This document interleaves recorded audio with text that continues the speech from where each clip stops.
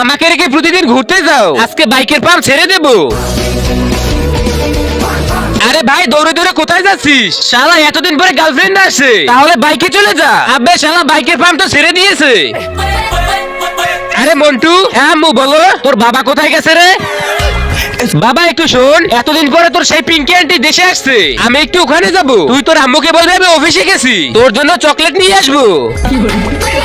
আরে কোথায় হারিয়ে গেলি? কোথাও যাইনি আম্মু, সত্যি করে বল তোর বাবা কোথায়? সে তো ঘুরতে গেছে।